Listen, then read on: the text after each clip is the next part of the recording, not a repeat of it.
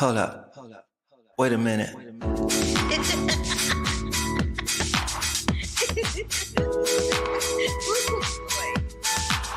I wish you love, peace, and hair grease. Love, peace, and hair grease, y'all. Yeah, you know I'm shooting straight from the hip. This is Carla Renata, a.k.a. the Curvy Critic, and I shoot straight from the hip. Yeah, you know I'm shooting straight from the hip.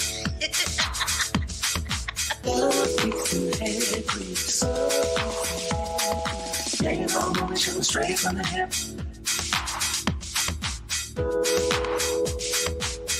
Let's take a trip around the curve. Hampton, but we the real HU, girl.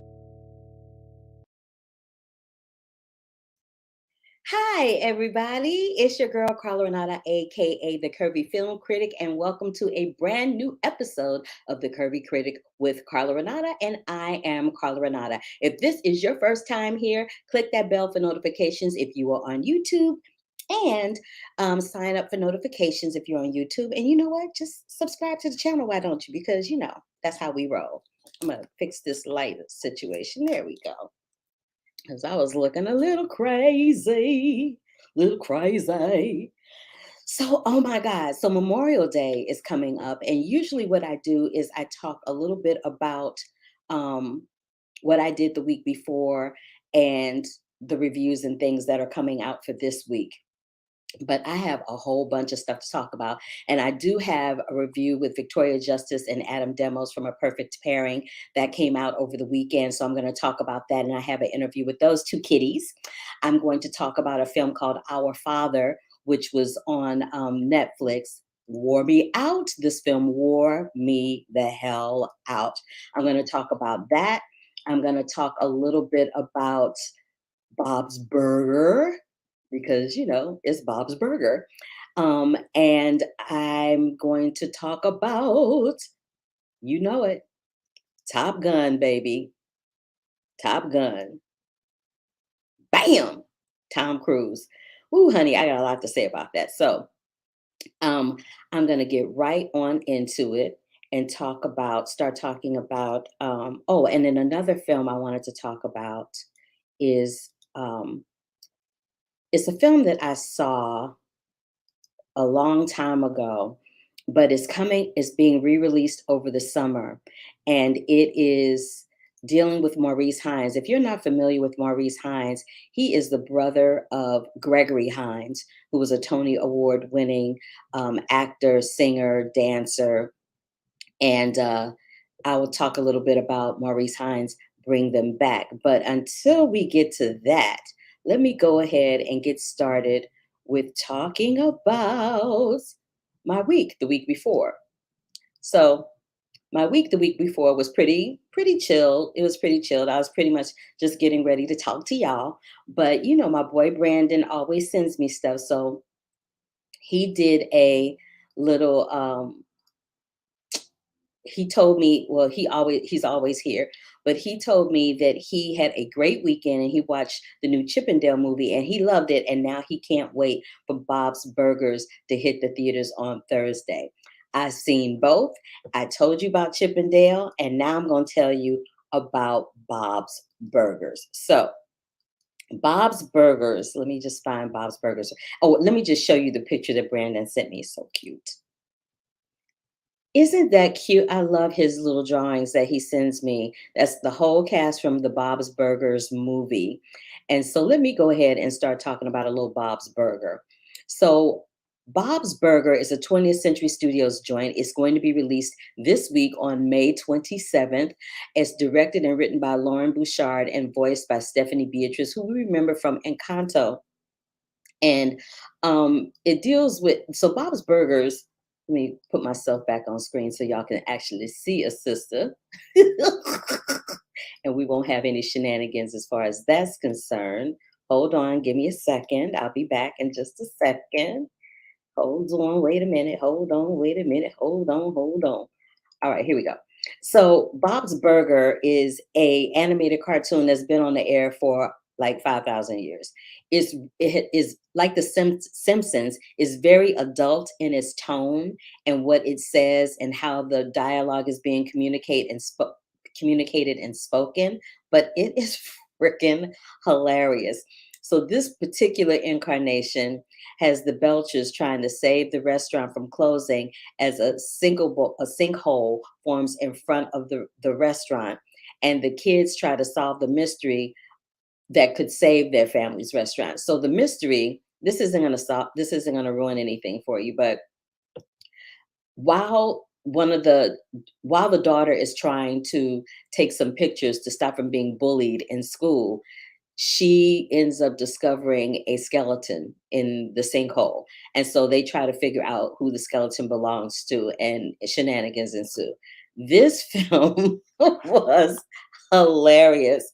And it has some pretty good themes. Like it talks about um, how funky the banks can be when you have a situation like this, or when you're behind in your loans. How you try to get a refinance and the bank is like no, and they're trying to like get refinanced for a bag of burgers. It's hilarious. There's a whole LGBTQ plot that's happening with Jimmy Jr. Um, they've got shenanigans with the landlord. There's a Broadway-esque type of Broadway opening, which I kind of love. And all of the musical numbers, the tunes are very catchy. I found myself humming them over and over again when I left the theater. But when I tell you, this movie was a lot of fun. And I don't know about y'all, but we have been in a pandemic, we have been in the house, we have been locked in, locked down, shut in, shut out for almost, it was going on 3 years. It was like 18 months, almost 2 or 3 years. So, people are going back to the theater this summer. They're getting out of that space of, okay, I'm not in lockdown anymore. I'm not in quarantine anymore. Even though COVID surges are starting to happen, people are really trying to get back out into the theaters and enjoy themselves, because the reality of the situation is you can watch a movie at home and there's nothing wrong with that, but nothing can take the place of sitting in a dark theater amongst strangers, eating your popcorn or your Twizzlers or your Red Vine and your big old Dr. Pepper, Coke, high C, whatever it is you like to drink, and watching that movie and hearing other people respond to things that you may not have responded to at home, or you might not have thought was funny or whatever. And you get these different opinions just by virtue of sharing um, a movie in the dark with some other people that you don't know. So having said that, this is going to be a blockbuster summer for movies, including a bunch of nostalgic pieces, just like Bob's Burgers. So as I said, it's directed by Lauren Bouchard, and it will be in theaters, produced by 20th Century Fox on May 27th. I also want to talk about this film called The Valet. It's going to be on Hulu, and it stars Eugenio Derbez, Samara Weaving, and Max Greenfield. And it talks about how this movie star enlists a parking valet at a Beverly Hills restaurant to pose as her lover to cover for her relationship with this married man. Just think about what I said for a second before I continue. Okay. This reminded me a lot of that Julia Roberts joint a little while ago, where she was a movie star and she got into a relationship with somebody. I think it was Notting Hill. She got into a relationship with somebody, but it wasn't her trying to cover up a relationship. It was just she was a movie star that was in love with a regular person. We see this theme in movies quite often, and sometimes it works and sometimes it doesn't. It works for the Valet, but it's not anything fresh and or refreshing that you're seeing in the process of watching it. It's on Hulu rather. It's been on Hulu since May 20th. It's fun, it's light and fluffy fun, but nothing to take too seriously. And Eugenio Derbez is really, really funny in it. I really adore him. The last time we saw him, he was in Coda, being very, very serious, playing a voice teacher. So if you're a fan of his, if you're a fan of Max Caulfield from The Neighborhood or Samara Weaving, you will love this film. If you are not a fan of theirs, you might, take a pass on it. I'm just saying. I also wanted to talk about the film that I mentioned a little bit before. Um, so one of the first people I met when I moved to the East Coast when I was pursuing a career on Broadway as a performer. I was in a, I think it was a Popeye's chicken. I was in a Popeye's chicken trying to get some chicken, and I ran into Maurice Hines. Now I knew that Maurice Hines was Gregory Hines's brother, and everybody knows Gregory Hines from Jelly's Last Jam, the role for which he won a Tony for. Movies that he did with Mikhail Baryshnikov and so many other things. He did a single with Luther Vandross back in the day. But what a lot of people don't know about is Maurice Hines. And Maurice Hines is a formidable talent of his own outside of the shadow of his brother. The film is called Bring Them Back, and it's going to be in theaters and online for National Tap Dance Day, which is in a couple of days on May 25th. So I wanted to bring some light to this. It's directed by John Carluccio, and it takes an intimate portrait at Maurice, who has had to navigate the highs and lows of his lengthy show business career and the complex relationship that he had with his brother, superstar tap dance legend Gregory Hines. It was like going home for me, because a lot of the people that I saw in the movie that were friends, that are friends rather, of Maurice's, are friends and peers and constituents of mine as well. So it was like, it made me long for New York and the days that I was, hoofing on Broadway and all of that. But if you are not familiar with tap dance, if you are not familiar with Maurice Hines, if you are not familiar with Gregory Hines, you will absolutely fall in love with Bringing Them Back. And I highly, highly suggest that you check it out. Let me find the posters. Ooh, oh no, what did I do? That was crazy. Let me find the poster so that I can show you again what it is. Here it is. Maurice Hines, Bring Them Back. And in that lower right-hand corner is Maurice and Gregory when they were kids dancing with their father with the group called Hines and Hines. Now, I want to talk a little bit about this film, Our Father. It's on Netflix. It's produced by Jason Blumhouse. And this film is a deep, deep movie because it deals with this GYN doctor who specialized in artificial insemination for women that were having issues becoming pregnant. And they would go to this doctor in good faith, ask him to, inseminate these embryos so that they could get pregnant. The insemination almost always worked 9,000%, and all of these women ended up getting pregnant. What these women didn't know is that he was not inseminating them with the semen from their husbands, he was inseminating them with his semen. So while they were in a room with their feet in stirrups, getting ready for the procedure, he was in another room very close by, jacking off into a cup and taking it into the room and putting it in these women, which, in my opinion, is basically rape. It's not the physical act of rape, but it's kind of rape because these women did not give their consent to have this doctor's semen inside of them. This documentary will blow your hair back in the wind. It blew my top completely off. He ended up serving jail time, this doctor did, but in my opinion it's not enough, and it kind of ties in with where we are right now with the whole abortion issue and my body my choice. Same difference when it comes to these types of procedures. I don't know why men, um especially middle-aged men that are in power, seem to think that it's okay to do whatever they want to with a woman. Like, we are not toys, we are not playthings, we are human beings, and we have rights and thoughts and opinions just like you do. So having said that, I'm going to jump off my soapbox, and I highly, highly implore you all to watch Our Father on Netflix. Now, let me talk about the movie of the day, honey, because this movie right here. Oh, wait, before I get to that, let me tell you, I talked to, when the TCM Classic Film Festival happened, I told you guys that I spoke with Leonard Maltin. Leonard Maltin, along with TCM host Alicia Malone, were the first two people, along with Chaz Ebert, Roger Ebert's widow, and the editor-in-chief of RogerEbert.com, they were some of the first people to publish me online and in print when I became a film critic. I owe them everything. And so as late and as tardy and as grossly um, tardy as this piece is, I finally wrote up the roundtable interview that I did with Mr. Leonard on my site, thecurvyfilmcritic.com. So if you pop over there, you'll not only see that piece, but you'll see the reviews for everything that I always speak about here. It's thecurvyfilmcritic.com. All right, so now let's get into it, baby. Let's talk about a little Top Gun.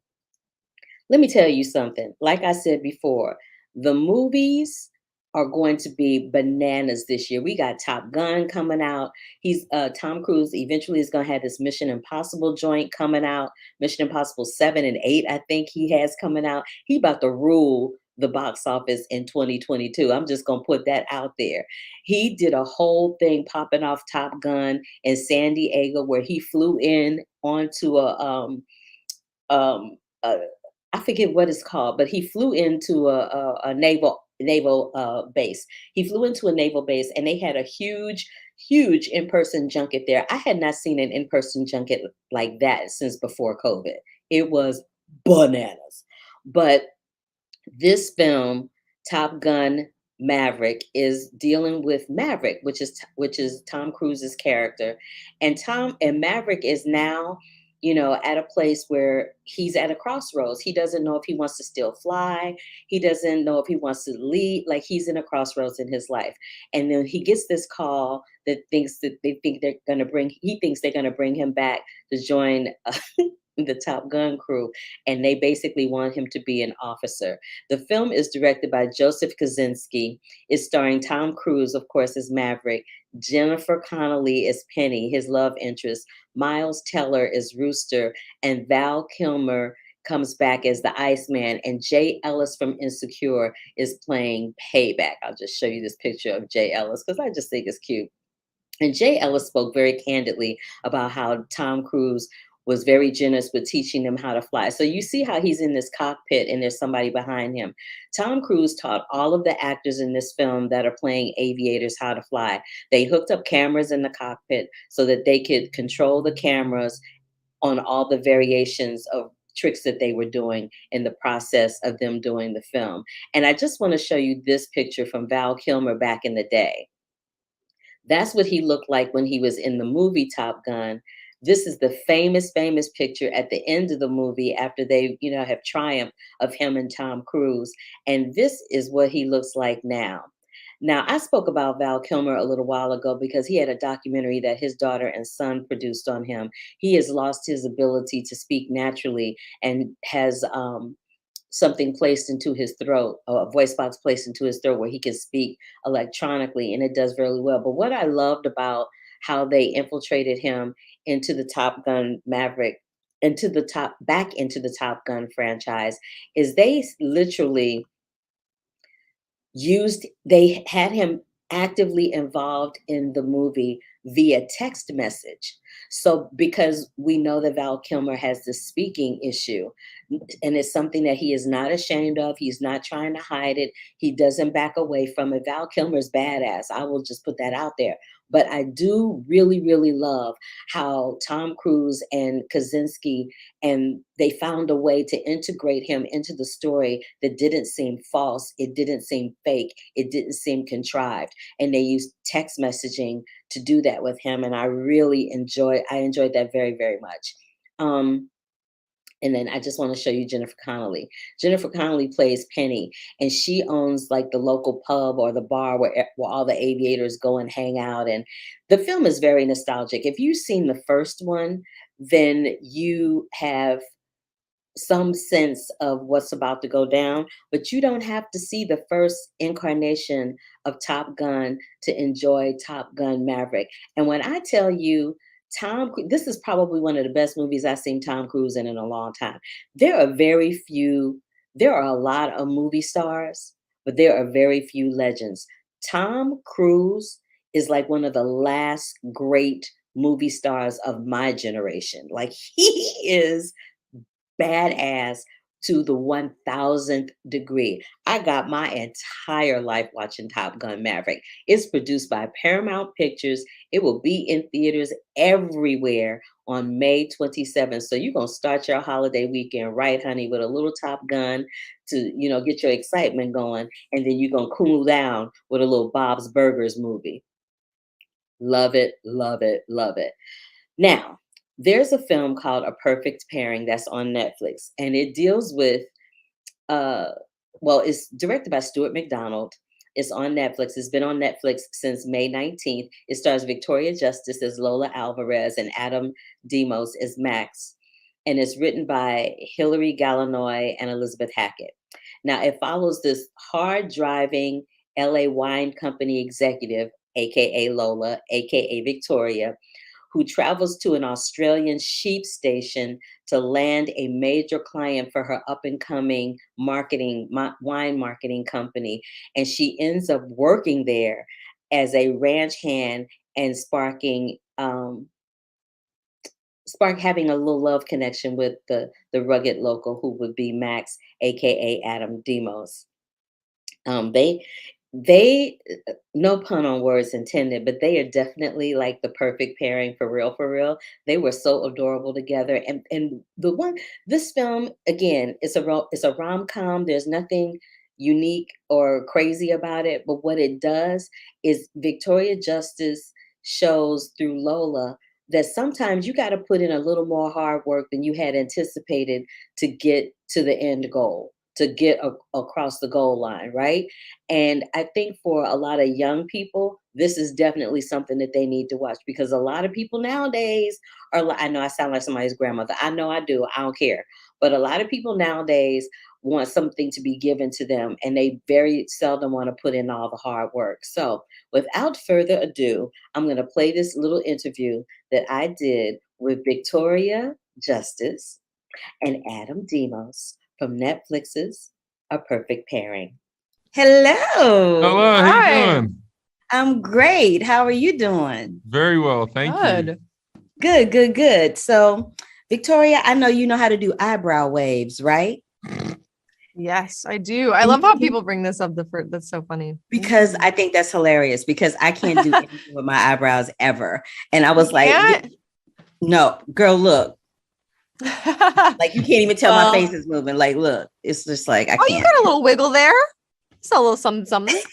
That was good. Let me stop. I was just doing that to have some fun. So, both of you guys are on this farm in Australia. I've been to Australia a couple of times for work, and I love it there. It's absolutely gorgeous. How much training did you have to have when it came to those sheep? I'll start with Victoria first. When it came to the sheep, we got to meet the animals before we started filming and hang out with them a little bit, which was really fun. But no, the sheep were great. I loved working with them. There were actually 3 sheep that played Barbara.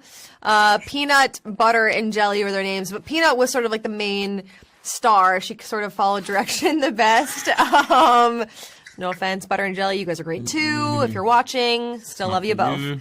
But yeah, they were really adorable. But they would get very skittish, and I don't know. It was kind of hilarious working with them. I love them.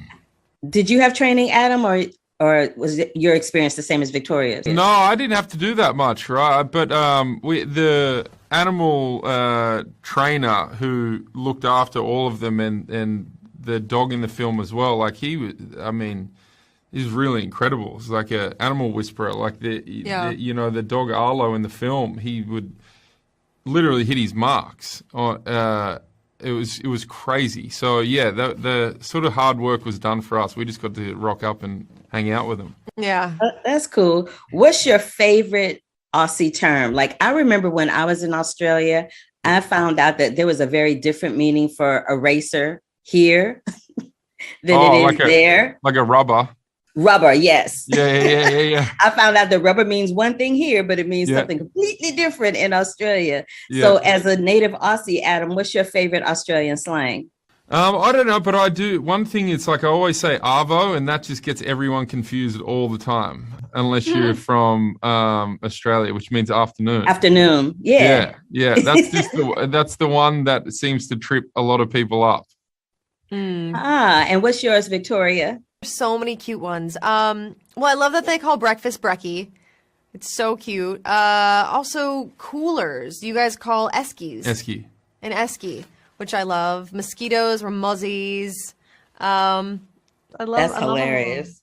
I love that. I loved Australia, and I always told people if I could ever live anywhere in the world, that would be the one place that I would go and live because I just Honestly, love it. same. Beautiful. Yeah. It's beautiful, and the people are beautiful, like inside and out. Like they're just the nicest people, and it's incredible. Truly. He's like, I'm so embarrassed right now. No, I'm just like, yeah, no, I'm just like, this is good. This is good. If I keep my mouth closed, my country's winning. You know what I mean? I could put my foot in it and I could ruin our reputation right now. This is great. Okay, so I'm not going to let you do that. But what I do want to know, but what I do want to know is, I'm a big wine connoisseur, wine and snacks. So what would be the perfect pairing of wine and snacks for both of you? I'll start with Adam first. Wine and snacks. I mean, charcuterie board, like cheese plate, and some vinos. It's like one of the greatest things ever. What kind of vino, though? Depends on the temperature. Oh, look at you! I like a red. But yeah, it depends if it's hot, right? You just nice fresh white. I'm not that picky. So okay, yeah. I'm gonna let you slide. I'm gonna let you slide with that. Come on, Victoria, bring up the rear, girl. What perfect pairing with wine for me would be, say like a sharp Parmesan or like a brie on like a cracker with a good fig spread and some green olives would be delicious. Some dark chocolate on that board also I would love. And then I'm a Cab Sav girl, so that would be my go-to. That's my fave. Okay, so you're not that different than Lola, I see, because you work out all the terminology. Yeah, you were like the chocolate and the brie. You went all the way there. But listen, that's my time. I loved y'all in this movie. Your chemistry was insane, and it was super, super adorable. Thank you so much for your time today. I appreciate it. Thank you so much. Bye. Yeah, their chemistry was insane. The two of them together, they were super, super, super cute. And it kind of made me want to go on a wine tasting trip. So again, A Perfect Pairing with Victoria Justice and Adam Demos is currently streaming right now on Netflix. So because it's Memorial Day next Monday, the Curvy Critic will not be here. But when I come back, I'm going to talk a little bit about Miss Marvel, which is going to hit on Marvel Studios. I'm also going to talk a little bit about some Jurassic World. So I have Mamadou Athi and DeWanda Wise from that. They're going to join me next week. And I'm also going to talk a little bit about the ATX Festival, which is a TV festival. And by the time I come back, the MTV Movie and TV Awards would have happened as well. So all of those things. And then I want you to remember to check out the things that I spoke about. I spoke about Maurice Hines, Bring Them Back.